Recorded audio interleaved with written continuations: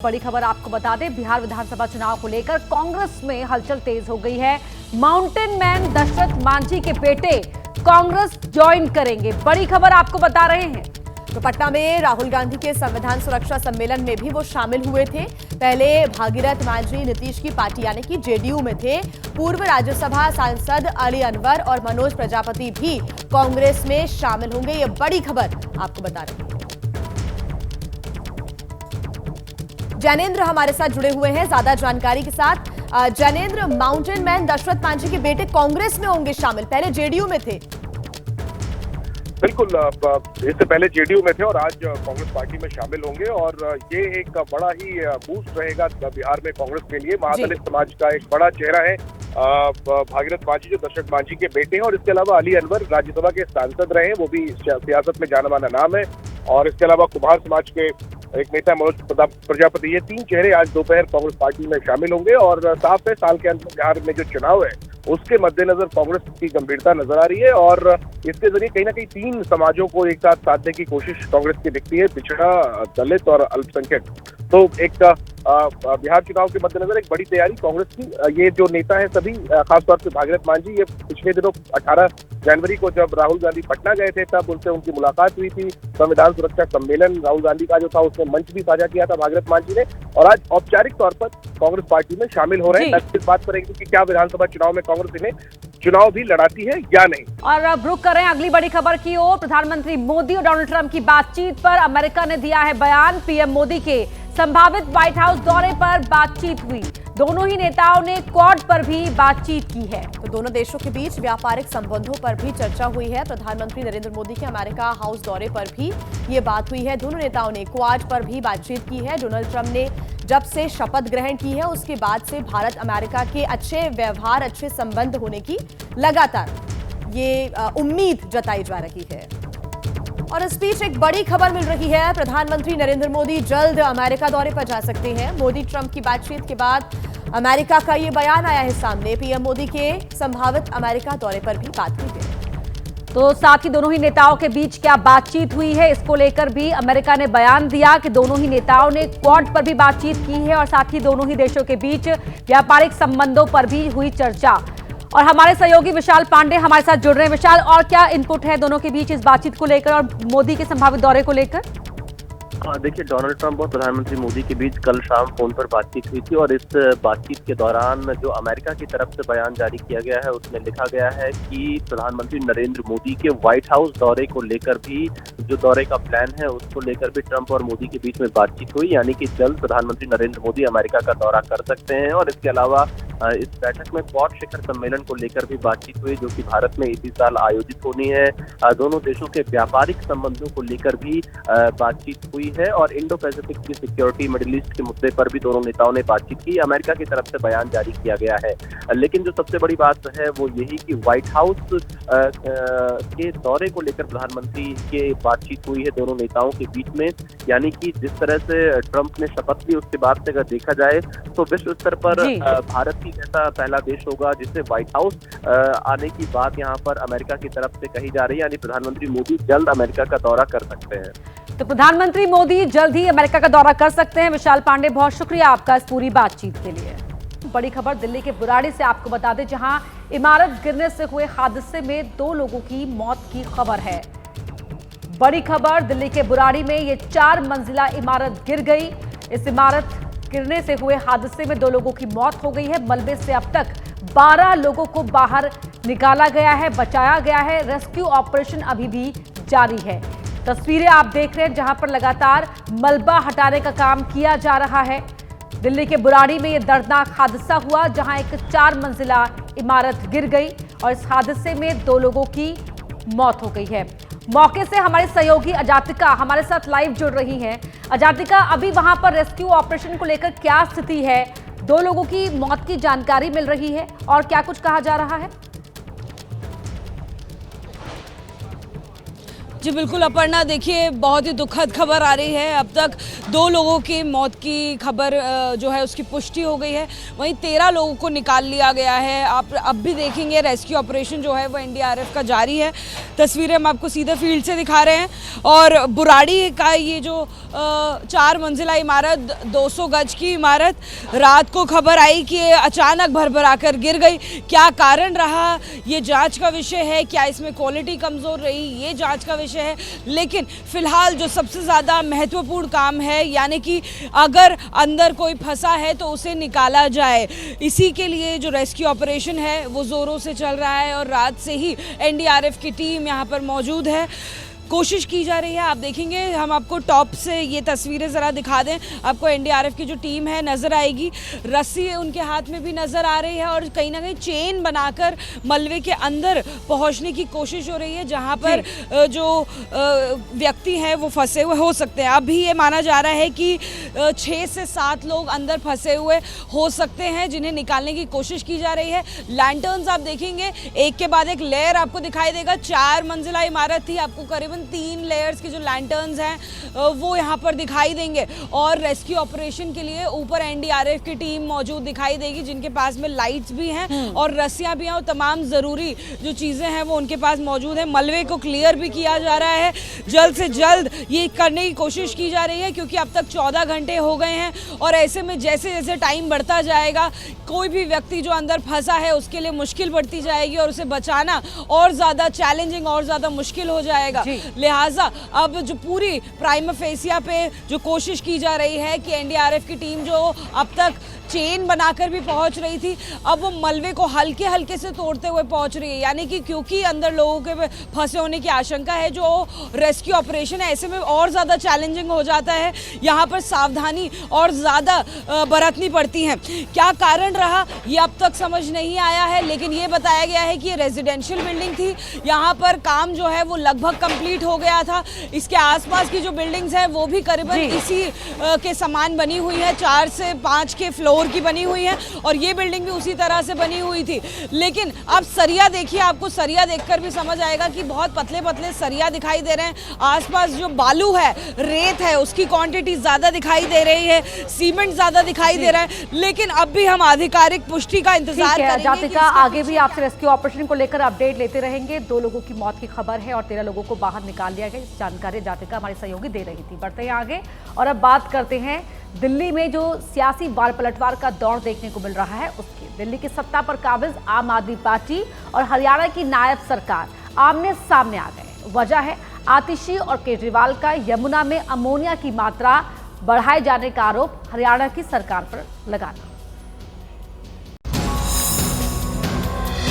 दिल्ली विधानसभा चुनाव नजदीक आते ही सियासी लड़ाई यमुना के पानी की शुद्धता पर आ गई है। दिल्ली के मुख्यमंत्री आतिशी और आम आदमी पार्टी के संयोजक अरविंद केजरीवाल ने आरोप लगाया कि हरियाणा सरकार ने यमुना का पानी जहरीला किया है। हरियाणा की सरकार ने दिल्ली में यमुना से आने वाले पानी में जहर मिला के भेज दिया है। अगर वो पानी दिल्ली के अंदर आ जाता और पीने के पानी में मिल जाता, दिल्ली के अंदर ना जाने कितने लोगों की मौत हो जाती। पिछले 10 दिन से लगातार अमोनिया वाला प्रदूषित पानी यमुना नदी में छोड़ रही है, जहरीला पानी है। आपके आरोप के बाद हरियाणा के मुख्यमंत्री नायब सिंह सैनी और अनिल विज ने पलटवार किया। दोनों ने केजरीवाल को झूठ की फैक्ट्री बताया। वो हरियाणा और दिल्ली की जनता से तुरंत माफी मांगे, वरना हम उसके खिलाफ मानहानि का दावा करेंगे। यमुना के जहरीले पानी को लेकर सीएम आतिशी ने चुनाव आयोग को पत्र लिखा था, जिस पर चुनाव आयोग ने हरियाणा सरकार से आज दोपहर 12 बजे तक जवाब मांगा है।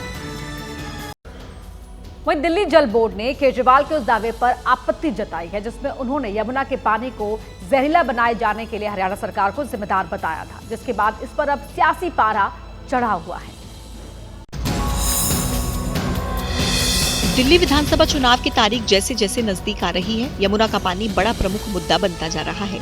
अब दिल्ली जल बोर्ड के सीईओ ने अरविंद केजरीवाल के यमुना के पानी को जहरीला बनाए जाने के दावे पर सवाल उठाए हैं। दिल्ली जल बोर्ड के सीईओ ने मुख्य सचिव को लिखी चिट्ठी में लिखा, हरियाणा के कारण यमुना में अमोनिया को लेकर अरविंद केजरीवाल का बयान तथ्यात्मक रूप से गलत, बिना किसी आधार का और भ्रामक है। इस तरह के झूठे बयानों से दिल्ली वासियों में डर पैदा होता है और इसके अलावा ऊपरी रिपेरियन राज्यों के साथ संबंधों पर भी प्रतिकूल प्रभाव पड़ता है। दिल्ली जल बोर्ड के सीईओ के केजरीवाल के बयान को आधारहीन, झूठा और भ्रामक बताने के बाद आतिशी ने दावा किया कि बीजेपी ने दबाव डालकर झूठी चिट्ठी लिखवाई है। हरियाणा की साजिश का पर्दाफाश किया। भारतीय जनता पार्टी ने दिल्ली जल बोर्ड के अफसरों पर दबाव बनाया और सीईओ दिल्ली जल बोर्ड ने चिट्ठी भेजी। केजरीवाल और आतिशी के आरोपों के बाद बीजेपी का डेलीगेशन आज चुनाव आयोग से मिल सकता है। सूत्रों के मुताबिक हरियाणा के सीएम नायब सिंह सैनी केजरीवाल पर मानहानि का दावा भी कर सकते हैं। वहीं दिल्ली विधानसभा चुनाव के लिए सियासी दलों का ताबड़तोड़ चुनाव प्रचार जारी है। चुनावी दंगल में आज सभी दलों के दिग्गज हुंकार भरेंगे, जिसमें बीजेपी, कांग्रेस और आम आदमी पार्टी के स्टार कैंपेनर्स शामिल हैं। खास बात यह है कि बीजेपी के 40 दिग्गजों की आज रैलियां होंगी। दिल्ली में विधानसभा का चुनाव प्रचार जोर शोर से चल रहा है। सभी दलों ने अपने दिग्गजों को चुनाव अखाड़े में प्रचार के लिए उतार दिया है। अमित शाह, सीएम योगी और कांग्रेस सांसद राहुल गांधी आज ताबड़तोड़ रैलियां करेंगे। दोपहर 3:30 बजे अमित शाह कस्तूरबा नगर विधानसभा क्षेत्र में अमर कॉलोनी गुरुद्वारा से रघुनाथ मंदिर तक रोड शो करेंगे। शाम 4:30 बजे कालकाजी विधानसभा में एमसीडी पार्किंग में जनसभा करेंगे। शाम 6 बजे बदरपुर विधानसभा में मीठापुर चौक से जैतपुर गांव तक रोड शो होगा। दिल्ली के रण में यूपी के सीएम भी ताबड़तोड़ रैलियां कर बीजेपी के पक्ष में माहौल बनाएंगे। सीएम योगी की दोपहर 1 बजे मंगोलपुरी विधानसभा में रैली होगी। दूसरी रैली दोपहर 3 बजे विकासपुरी विधानसभा क्षेत्र में होगी। तीसरी रैली शाम 5 बजे राजेंद्र नगर विधानसभा में करेंगे। दिल्ली में अपनी खोई जमीन को वापस पाने के लिए राहुल गांधी भी चुनाव मैदान में फिर से उतरेंगे। शाम को 4 बजे वेस्ट विनोद नगर में चुनावी रैली करेंगे, जबकि शाम को 6 बजे ओखला के तिकोना पार्क में जनसभा करेंगे। वहीं कांग्रेस के राष्ट्रीय अध्यक्ष मल्लिकार्जुन खड़गे ने मध्य प्रदेश के महू में एक रैली को संबोधित करते हुए एक नए विवाद को हवा दे दी। मल्लिकार्जुन खड़गे गृह मंत्री अमित शाह के महाकुंभ स्नान पर निशाना साधते रहे, कुछ ऐसा बोल गए जिस पर अब सियासी बखेड़ा खड़ा हो गया। एक तरफ जहां गृह मंत्री अमित शाह ने परिवार संघ महाकुंभ में आस्था की डुबकी लगाई, तो दूसरी तरफ कांग्रेस के अध्यक्ष मल्लिकार्जुन खड़गे ने महाकुंभ पर सवाल खड़े कर दिए। अरे भाई, गंगा में डुबकी लेने से गरीबी दूर होती क्या? हमको एतराज है गरीबों का जो शोषण हो रहा है धर्म के नाम पर। खड़गे का ये बयान ऐसे वक्त में आया है जब करोड़ों सनातनी प्रयागराज महाकुंभ में डुबकी लगा चुके हैं। ऐसे में बीजेपी ने इस मुद्दे को सनातन के अपमान से जोड़ दिया। इस प्रकार के वचन, सनातन के खिलाफ इस प्रकार के बोल, ये शर्मनाक। राहुल गांधी और कांग्रेस पार्टी को इस पर एक्सप्लेनेशन देना चाहिए कि आखिरकार कांग्रेस पार्टी की ऐसी सनातन विरोधी सोच कैसे हो सकती है। हालांकि विवाद बढ़ने के बाद कांग्रेस नेताओं ने बचाव किया, जिसके बाद खड़गे ने अपने बयान पर माफी मांग ली। मैं किसी की आस्था के ऊपर ठोस नहीं लगाना चाहता हूँ। अगर किसी को दुख हुआ तो मैं माफी चाहता हूँ। मल्लिकार्जुन खड़गे के महाकुंभ में आस्था की डुबकी को लेकर उठाए सवाल के बाद बीजेपी आक्रामक हो गई है। खड़गे के बचाव में उतरी कांग्रेस की सफाई पर अमित मालवीय ने सवाल खड़े कर दिए हैं। अरे भाई, गंगा में डुबकी लेने से गरीबी दूर होती क्या? एमपी के महू में मल्लिकार्जुन खड़गे के महाकुंभ पर दिए गए बयान के बाद कांग्रेस नेताओं को सफाई देनी पड़ी। कांग्रेस प्रवक्ता पवन खेड़ा ने दावा किया कि खड़गे ने सिर्फ राजधर्म की सीख दी थी। जब से मल्लिकार्जुन खड़गे जी ने राजधर्म याद दिलाया, धार्मिक रीतियों के पीछे छिपकर आप राजधर्म से बच के भाग नहीं सकते, वो सबसे बड़ा अपराध होता है। भारतीय जनता पार्टी के तमाम लोगों की दाढ़ी में तिनका है। मल्लिकार्जुन खड़गे के बयान पर कांग्रेस की सफाई के बाद बीजेपी नेता अमित मालवीय ने सवाल खड़े किए। उन्होंने खड़गे को घेरते हुए सोशल मीडिया पर लिखा, अगर खड़गे जी भीष्म हैं और भाजपा का नेतृत्व युधिष्ठिर, तो राहुल गांधी कौन है? दुर्योधन? वैसे मोदी जी को धर्मराज की संज्ञा देना उचित ही है। महाभारत और रामायण जैसे महाकाव्य हमारे सांस्कृतिक और ऐतिहासिक साहित्य का महत्वपूर्ण हिस्सा हैं, लेकिन अगर आपको इनका ज्ञान नहीं है तो मुंह खोलकर साबित करने की जरूरत क्या है। वहीं तेलंगाना के सीएम रेवंत रेड्डी का पीएम मोदी और बीजेपी को लेकर विवादित बयान सामने आया है, जिस पर सियासी पारा हाई है। मध्य प्रदेश के महू में मौका था कांग्रेस की जय बापू जय भीम जय संविधान रैली का, जिसमें तेलंगाना के सीएम रेवंत रेड्डी पीएम मोदी पर ऐसा कुछ बोल गए जिस पर सियासी हंगामा खड़ा हो गया। मोदी जी को मैं इतिहास में पढ़ा था, गजनी मोहम्मद हिंदुस्तान हासिल करने के लिए बार बार कोशिश किए, वैसा ही गजनी मोहम्मद जैसा आज मोदी जी ने संविधान बदलने के लिए, आरक्षण रद्द करने के लिए मोदी जी कोशिश कर रहे हैं। उनका कोशिश कामयाब नहीं होंगे। रेवंत रेड्डी यही नहीं रुके, उन्होंने बीजेपी को ब्रिटिश जनता पार्टी बताया। रेवंत रेड्डी की प्रधानमंत्री और पार्टी पर विवादित टिप्पणी के बाद बीजेपी का पारा चढ़ गया। बीजेपी ने रेवंत रेड्डी से माफी की मांग की। रेवंत रेड्डी ने भाषा की मर्यादा तोड़ी है। जो महमूद गजनी भारत आया, उसने भारत को लूटा, उसके बारे में अपने देश के लोकप्रिय प्रधानमंत्री से उसकी तुलना करना, ये देश कभी बर्दाश्त नहीं करेगा। कांग्रेस को माफी मांगनी चाहिए। और अब बात उत्तराखंड की, जहां यूसीसी लागू होने के बाद सियासी बयानबाजी तेज हो गई है। एक तरफ विपक्ष इसका विरोध कर रहा है, तो वहीं मुस्लिम संगठनों ने चेतावनी दी है।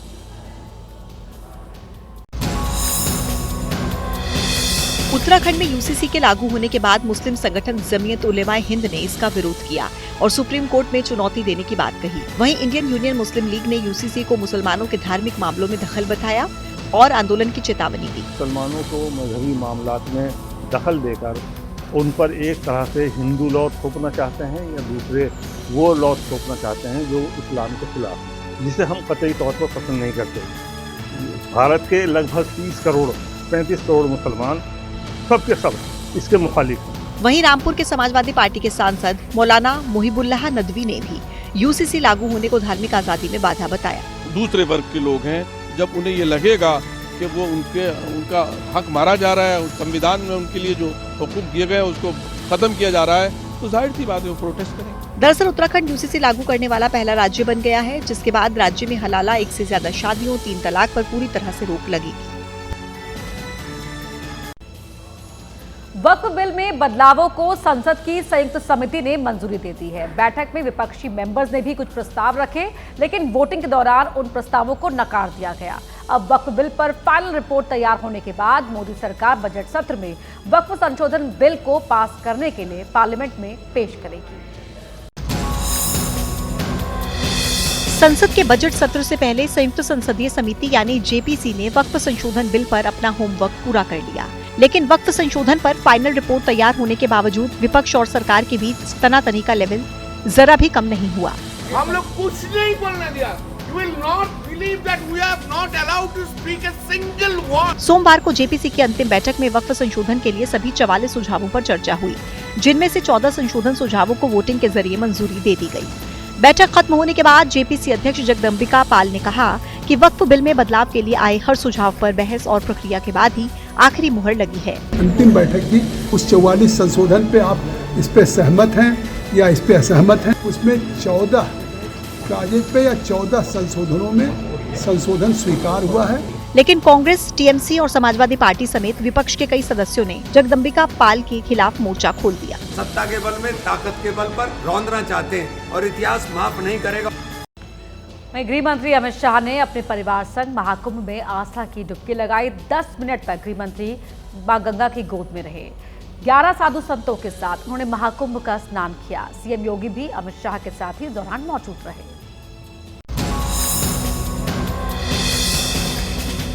गृह मंत्री अमित शाह संगम में जब डुबकी लगा रहे थे, उनके साथ देश के बड़े साधु संत मौजूद थे। गृह मंत्री ने पहले साधु संतों के साथ डुबकी लगाई और फिर साधु संतों ने मंत्रोच्चारण के साथ अमित शाह को गंगा जल से आचमन कराया।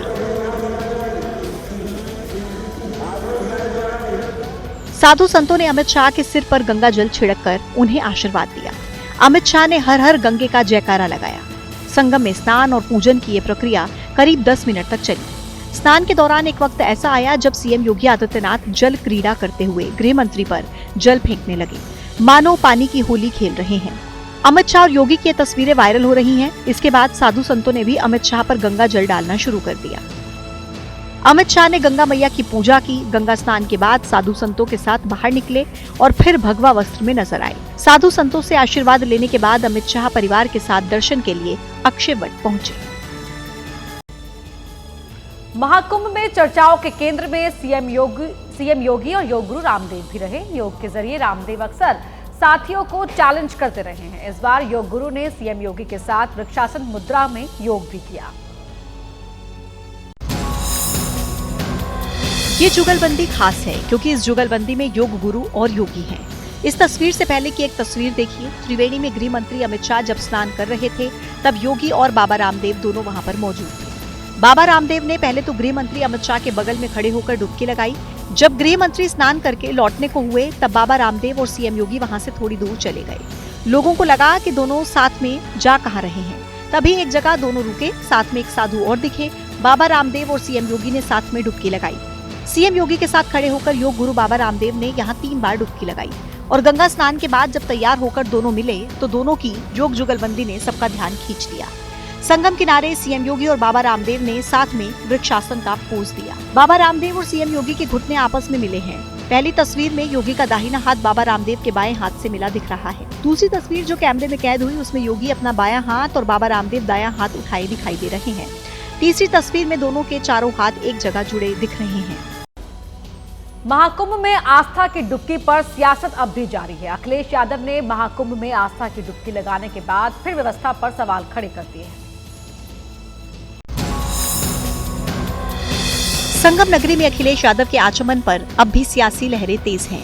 2 दिन अखिलेश यादव अपने बेटे अर्जुन के साथ प्रयागराज में थे, जहां उन्होंने महाकुंभ में पवित्र स्नान किया। गंगा जी से डुबकी लगाकर बाहर आए तो व्यवस्थाओं से नाखुश दिखे। दावा किया कि उनकी सरकार के वक्त तैयारियां ज्यादा अच्छी थी। 10,000 करोड़ रुपए अगर खर्च हुए हैं, दिल्ली सरकार 10,000 करोड़ और देगी। साधु संत इतनी दूर से आए हैं तो कुछ तो सरकार मदद करे। तेरे का जो स्टडी हुई थी हार्वर्ड यूनिवर्सिटी की तरफ से, उन्होंने भी बधाई दी थी। महाकुंभ को लेकर जो दावे अखिलेश ने किए उसकी हवा निकालने में बीजेपी भी मैदान में उतर पड़ी। अखिलेश यादव जी को अपने गिरेबान में झांकना चाहिए।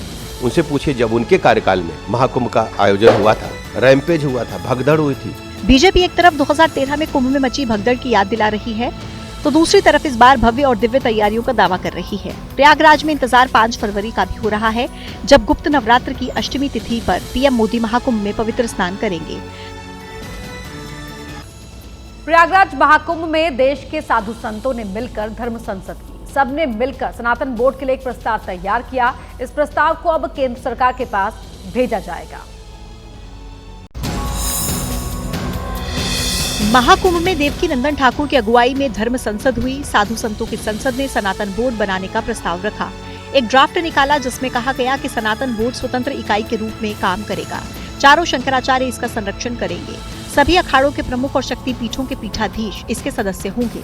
सनातनी विचारधारा के अधिकारी, जज और पत्रकारों को भी बोर्ड में जगह दी जाएगी। आगे इसको सरकार तक पहुंचाएंगे और जैसे ही सरकार प्रतिनिधिमंडल को मिलने के लिए कभी भी बुलाएगी और उसमें कुछ संशोधन करेगी तो उस संशोधन पर भी विचार करेंगे। दुनिया में सनातन ही एक धर्म ऐसा है, सभी धर्म का स्वागत करता है। क्या मुस्लिम और ईसाई धर्म ऐसा करता है?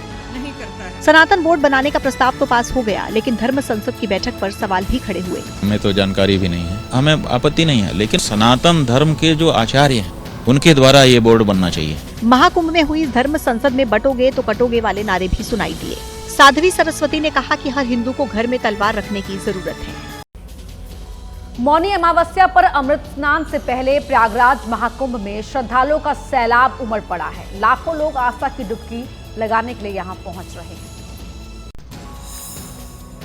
प्रयागराज महाकुंभ में मौनी अमावस्या के स्नान का विशेष महत्व होता है, इसीलिए महाकुंभ में करोड़ों श्रद्धालुओं के पहुंचने की संभावना है। सोमवार को 1,55,00,000 से ज्यादा श्रद्धालुओं ने आस्था की डुबकी लगाई। महाकुंभ में अभी तक 14,76,00,000 श्रद्धालु स्नान कर चुके हैं। अब इंतजार है 29 जनवरी का। इस दिन मौनी अमावस्या है, इसे माघी अमावस्या भी कहते हैं। इस दिन 8 से 10 करोड़ श्रद्धालु आस्था की डुबकी लगा सकते हैं। महाकुंभ में मौनी अमावस्या पर स्नान के लिए श्रद्धालुओं के पहुंचने का सिलसिला जारी है। भीड़ को नियंत्रित करने के लिए कल ज्यादातर पांटून पुलों को पैदल श्रद्धालुओं के लिए बंद रखा गया। नाराज लोगों की पुलिस के साथ झड़प भी हो गई।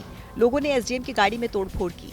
हालांकि बाद में कुछ पुलों को आवाजाही के लिए खोल दिया गया। बड़ी संख्या में श्रद्धालु देश के अलग अलग हिस्सों से पहुंचे हुए हैं। कुछ का कहना है कि उनको चाहे जितना भी पैदल चलना पड़ रहा है वो उत्साह से लबरेज हैं, तो कुछ का कहना है कि पुलिस के लोग हैं वो उनको सही रास्ता नहीं बता रहे हैं। हालांकि सब मौनी अमावस्या पर स्नान करने के लिए यहाँ पर लगातार लोगों का आना, लोगों का श्रद्धालुओं का जो हुजूम है वो लगातार बढ़ता जा रहा है। प्रधानमंत्री मोदी ने एक देश एक चुनाव को लेकर जारी बहस को देश की लोकतांत्रिक प्रक्रिया के लिए अहम और युवाओं के लिए काफी जरूरी बताया है। पीएम ने युवाओं को इस बहस में सक्रिय रूप से शामिल होने के लिए कहा है। दिल्ली के करियप्पा परेड मैदान में राष्ट्रीय कैडेट कोर यानी एनसीसी की वार्षिक रैली को पीएम ने संबोधित किया। पीएम मोदी ने कहा कि एक देश एक चुनाव पर जोरदार चर्चा चल रही है। लोकतंत्र में इस तरह का मंथन जरूरी है। उन्होंने युवाओं, एनसीसी कैडेट, एनएसएस स्वयंसेवकों से इस चर्चा को आगे बढ़ाने की अपील की। आजादी के बाद काफी समय तक लोकसभा और विधानसभा के चुनाव एक साथ ही होते थे। हमारे टीचर्स की ड्यूटी लगती है, पढ़ाई प्रभावित होती है। इसलिए आजकल देश में एक बहुत ही महत्वपूर्ण डिबेट चल रही है, one nation one election. PM Modi ने अमेरिका समेत कई देशों का जिक्र किया जहां हर 4 साल में चुनाव होता है। पीएम मोदी ने युवाओं को राजनीति से भी जुड़ने की अपील की। अमेरिका जैसा देश भी वहाँ हर 4 साल में चुनाव होता है। अपने भाषण पर पीएम ने महाकुंभ का भी जिक्र किया। कहा कि महाकुंभ में देश की एकता की झलक दिख रही है। और अब बात करते हैं कैलाश मानसरोवर यात्रा की, जो 5 साल बाद एक बार फिर वापस से शुरू होने जा रही है। जी हां, कैलाश मानसरोवर यात्रा फिर शुरू करने के लिए भारत और चीन के बीच सहमति बन गई है। दोनों देशों के बीच सीधी हवाई सेवा को शुरू करने पर भी सैद्धांतिक रूप से सहमति बन गई है। विदेश सचिव विक्रम मिस्त्री चीन के दौरे पर हैं। दोनों देशों के विदेश सचिवों के बीच 2 दिन चली बातचीत के बाद मानसरोवर यात्रा फिर से शुरू करने का फैसला लिया गया। विदेश मंत्रालय के मुताबिक इस साल गर्मियों में कैलाश मानसरोवर यात्रा दोबारा से बहाल होगी। जून 2020 में गलवान में हुई हिंसक झड़प के बाद दोनों देशों के बीच संबंध खराब हो गए थे। डोकलाम में हुए विवाद के बाद इस यात्रा को रोक दिया गया था। कैलाश मानसरोवर का ज्यादातर हिस्सा तिब्बत में है। तिब्बत पर चीन अपना अधिकार बताता है, इसलिए वहां जाने के लिए चीन की इजाजत चाहिए होती है। पीएम मोदी और चीनी राष्ट्रपति जिनपिंग पिछले साल अक्टूबर में कजान में मिले थे। तब दोनों देशों ने आपसी संबंधों की स्थिति पर चर्चा की और संबंधों को बेहतर बनाने के लिए कुछ कदम उठाने पर सहमति जताई।